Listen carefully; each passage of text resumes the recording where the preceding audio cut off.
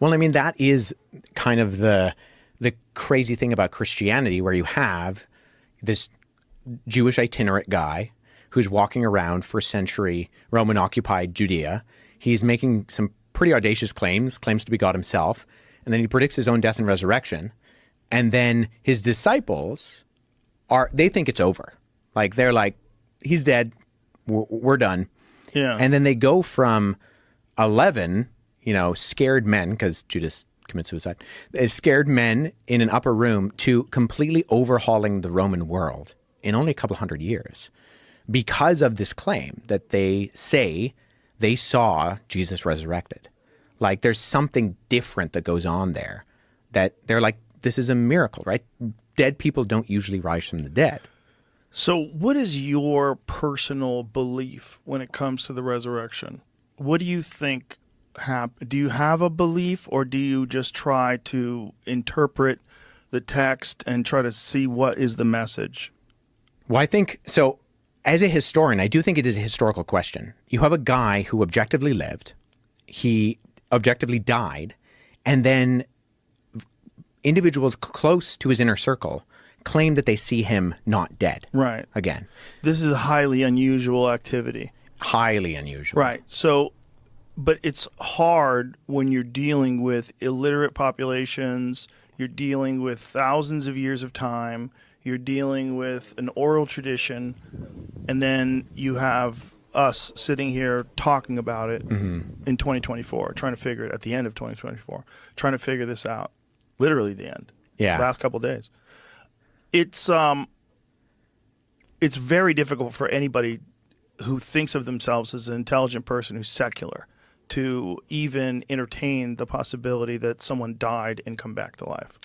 And I get that. But we've already talked about the fact that we don't think that the only thing that exists is matter and motion. We as in you and I, right? Like, we believe that there's something else going on in this world that's a little bit crazy. There's something else. And that to, I think, exclude that, I think excludes something that you're kind of putting blinders on for. And you do have, I mean, you're right in terms of all of these ancient conventions and the ways that things were spread around. But the Gospels are written in the lifetime of the eyewitnesses. And they're written in this period of time where you have groups of individuals who could have fact-checked those things. So how do you fact-check someone coming back from the dead? Well, how many people saw his body, right? Well, Paul says that 400 people saw him all at once. 400 people saw the crucifixion? No, saw the resurrected Jesus. Yeah, 1 Corinthians 15, Paul says that Jesus appeared to the disciples, and then he appeared to 400 people all at once. I mean, if we read the Gospel of Luke and the Gospel of Luke and Acts, so same author wrote these both documents, he says that Jesus was walking around teaching them for 40 days after he was resurrected from the dead. And so these are written within a time period when you have people who would have seen Jesus's ministry, who were there, say, at something like the feeding of the 5,000, who could have been able to verify or debunk some of these things that are being said. And you go from a bunch of scared guys who, because Jesus wasn't the only messianic figure who arose and claimed to be the Messiah. Right. There were a number of individuals both prior to and after Jesus, but they die and the movement dies with them. Do you think it's possible that he didn't die? And do you think it's possible that they thought he was dead? Because that does happen. There was actually a case very recently where a guy was about to be harvested for organs. They thought he was dead, and this guy started moving again and came back to life. It's a very, very bizarre case because his family had been told that he was going to be harvested for organs. They were preparing for that.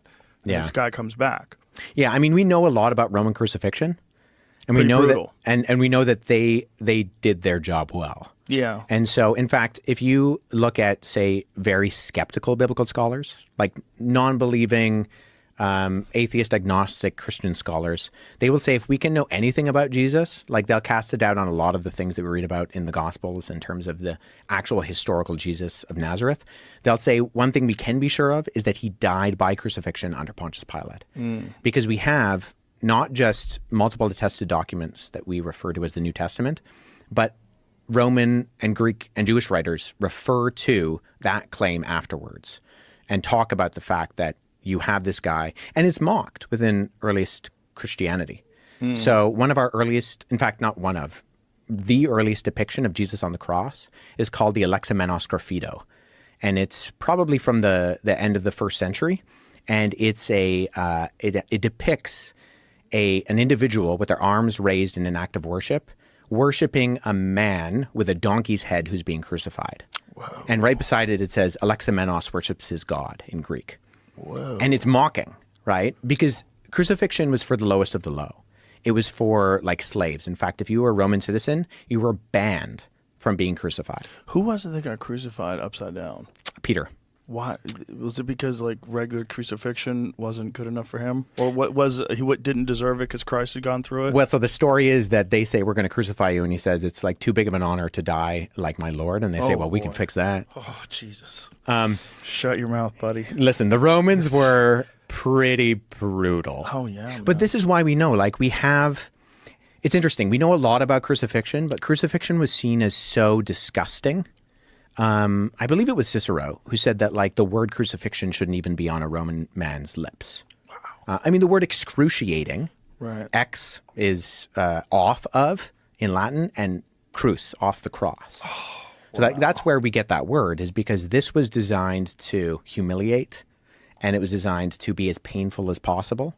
There was actually a really good article done by JAMA, the Journal of the American Medical Association, which was done by a number of, I think it was in the 70s or the early 80s.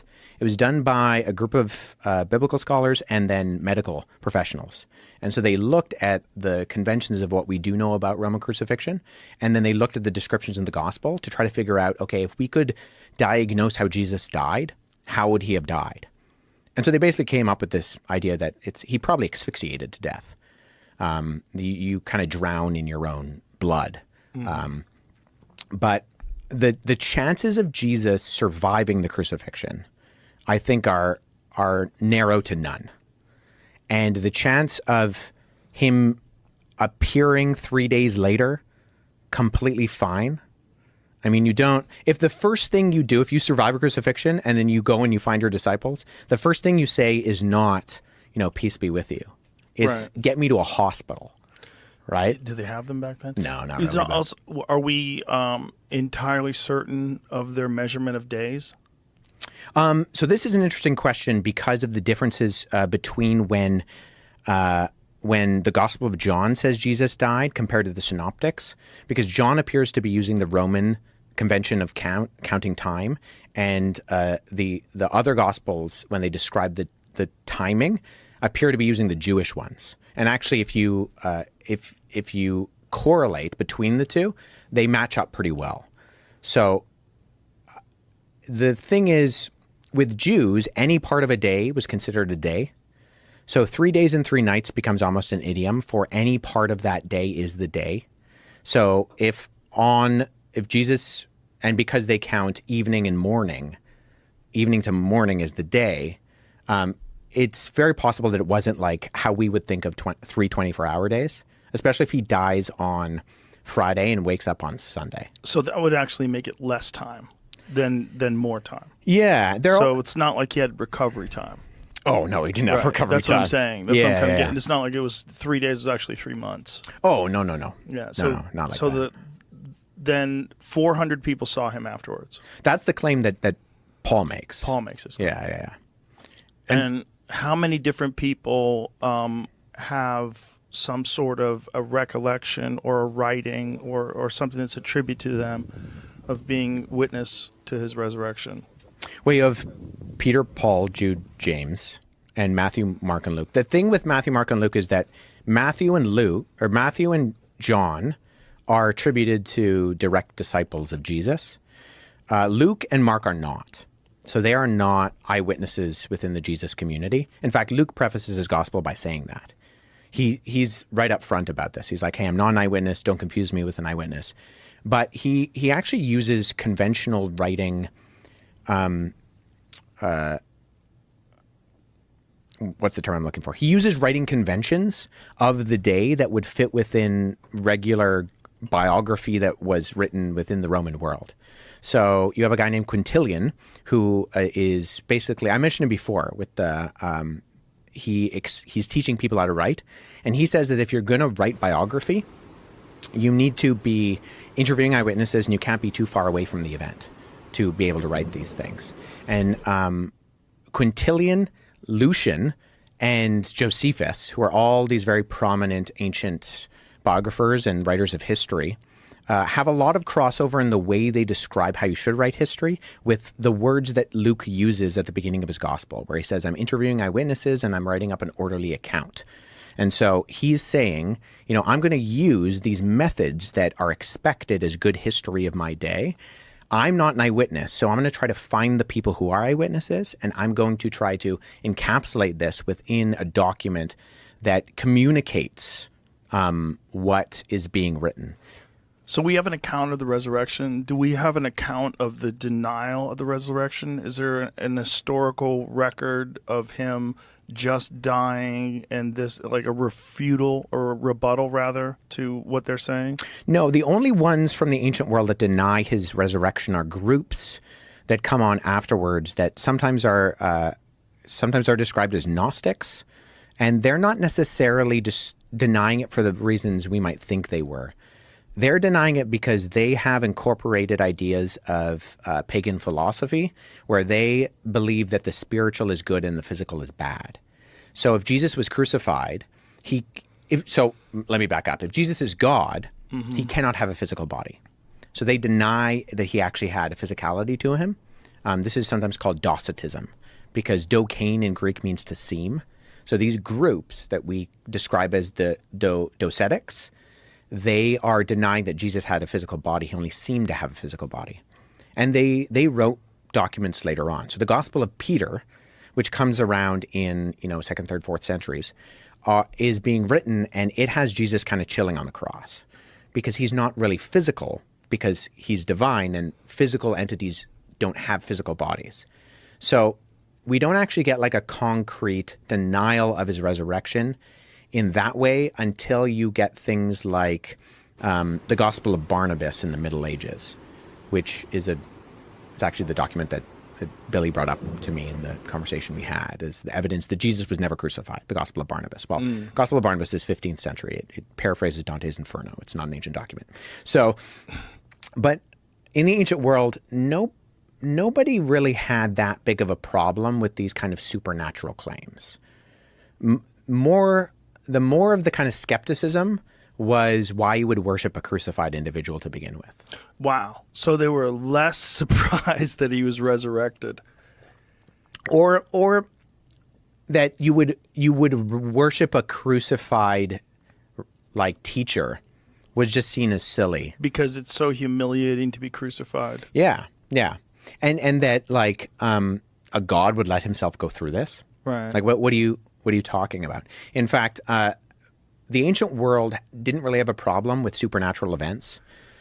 There is an ancient writer who mocks Christianity, and he particularly mocks Christianity in saying that, of course, Jesus did miracles because Jesus had a childhood in Egypt. And he goes, all of those Egyptians are magicians anyways. So he just learned the magic when he was a child.